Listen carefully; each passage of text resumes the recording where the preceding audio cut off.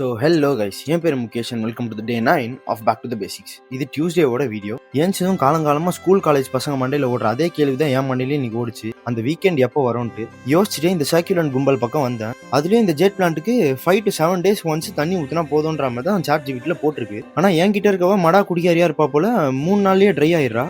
Maybe நம்ம சென்னையோட climate அவ்வளோ சில்லுன்னு இருக்கு போல. அப்புறம் அப்படியே ஒரு 9 போல ஸ்கிரிப்ட் எழுத ஆரம்பித்தேன். அப்புறம் தான் ஞாபகம் வந்து நான் இன்னும் பிரேக்ஃபாஸ்ட்டு சாப்பிடலன்னு. அப்புறம் இந்த பிரேக்ஃபாஸ்ட் சாப்பிட்டே டைம் கரெக்டாக போச்சு. எப்படியோ டைம் இப்படி தான் போகும்னு தெரியும். ஸோ கையோட போய் குளிச்சுட்டு ரெடியாக ஸ்டார்ட் பண்ணேன். இந்த ஆஃப்டர்நூன் காலேஜ் போகிறவங்களுக்கு தான் தெரியும். காலையில் ஏஞ்சி மத்தியானம் காலேஜ் போய் நைட்டு லேட்டாக வந்து ஒரு நாளே நாசமாக போகிறது ஃபர்ஸ்ட் பெஞ்சில் உட்காந்து பார்க்குறது எவ்வளோ காண்டா இருக்கும்ட்டு அதே காண்டோட சாப்பாடை கட்டி நானும் காலேஜ் கிளம்பிட்டேன். அப்புறம் மெட்ரோ விட்டு இறங்கி வழக்கம் போல் மேக்ஸி கேப்பில் சாண்ட்விச் மாதிரி நசிங்கிட்டே காலேஜ் வந்து சேர்ந்தேன். வேர்ல்ட் கப் சீசன் ஆனாலே ஒருத்தவங்க ஒரு கண்ட்ரியோட மேனேஜர் ஆயிடுறாங்க.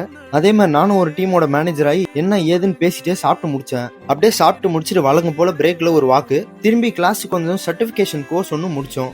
கோர்ஸ் நேமு ஃபிளிப் த பாட்டில். ஆனால் கேப் கீழே நிற்கணும். கொஞ்சம் டாஸ்க் தான் இந்த கோர்ஸ். ஆனாலும் அப்படி இப்படின்னு கஷ்டப்பட்டு முடிச்சோம். அப்புறம் காலேஜ் விட்டா போதும்னு மெட்ரோக்கு சதுரி டைமுக்கு வீட்டுக்கு வந்து சேர்ந்தேன். அப்புறம் ஒரு மாதிரி பல சிந்தனைகளோட ஓட்மீல முடிச்சுட்டு ஜிம்முக்கு போய் இன்னைக்கு லெக் டே. ஆனால் இவ்வளோ கான்ஃபிடென்ட்டா அப்பர் பாடி பம்ப் செக் பண்ணுறதே எனக்கு இந்த வீடியோ பார்த்தோன்னே தான் தெரிஞ்சுது. அதோட வீட்டுக்கு வந்ததும் நெக்ஸ்ட் பார்சல் இன்னும் ஒன்று தான் மிஸ்ஸிங்கு. தட் 2 days கம்மிங்க. அப்புறம் ஃப்ரெஷ் ஆகிட்டு சாப்பிட்டு தூங்க போயிட்டேன். நாளைக்கு பார்ப்போம்.